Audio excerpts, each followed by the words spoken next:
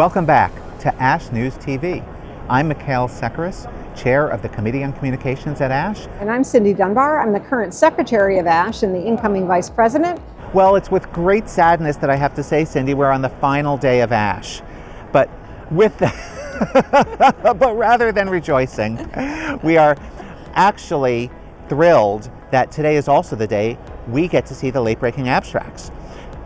And the late-breaking abstracts, in my mind, is always a little bit of a mystery. What makes an abstract late? What makes it late-breaking? What allows somebody to submit the abstract a few weeks later than everyone else has to submit an abstract? Well, hopefully it's not just that they were procrastinators and didn't make the original deadline, but you know, it is actually almost 3 months after the initial abstract deadline. And it's, really focused on clinical trials that had readouts that occurred too late for data to be ready for the regular ASH sessions. And also sometimes really exciting late-breaking laboratory findings that, didn't come to light until after August 1st. It is very competitive. It's only 6 abstracts that are chosen for presentation. And we usually get between 80 to 100 abstracts submitted for the late-breaking session. And they're usually of very high quality. So let's say I'm an investigator on a clinical trial. The data report out let's say September 1st, so I just missed that regular abstract deadline in early August for the rest of the abstracts. I go ahead, I write up my abstract, I enter it onto the ASH website, I hit that submit button.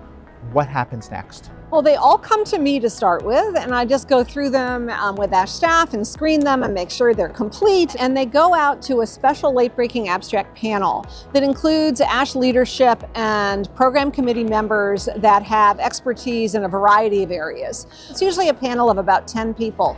And because it's not that many abstracts, we all read all the abstracts and score them.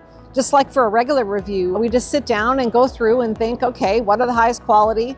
How do we put a session together where we have a diversity of topics and truly practice-changing work, as well as really interesting science. We really do think of the late-breaking abstract session as kind of a second plenary or a mini plenary because the quality is usually very high. Any thoughts about the late breakers and what we can expect when we see this live? Well, there's some, as we expect, some really interesting practice-changing work. There's an abstract looking at the role of autologous transplantation in patients with mantle cell lymphoma, particularly focused on whether minimal residual disease can help guide those decisions. That I think will be very exciting. There's an abstract in follicular lymphoma looking at a combination of anti-CD20 antibodies to try to prevent escape. And there's a clinical abstract looking at very long-term follow-up of allogeneic transplantation for sickle cell disease, 10 years of follow-up. And, in a disease like sickle cell where, there's certainly acute complications that occur early in life, the real question for doing an expensive curative therapy is whether or not you're really extending life and preventing complications as people start to reach adulthood. And so I think it'll be really exciting to hear that long-term follow-up data. And then we do have a couple of, translational abstracts. One that's super interesting because I get really altitude sick is looking actually at individuals who live in the Andes in South America at very high altitudes and do not have a high incidence of stroke or other complications of polycythemia that occurs because of hypoxia. And these investigators have tried to find what gene polymorphism might explain that. And they found something, and then they took it beyond that to look in patients with regular polycythemia and see if this particular allele could, explain protection or not from polycythemic complications in people with acquired polycythemia vera. So I'm excited to hear about that. Well, it sounds like a terrific session.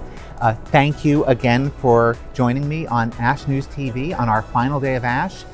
Everyone, please come to the Late Breaker session. It's going to be just amazing, and have some safe travels home.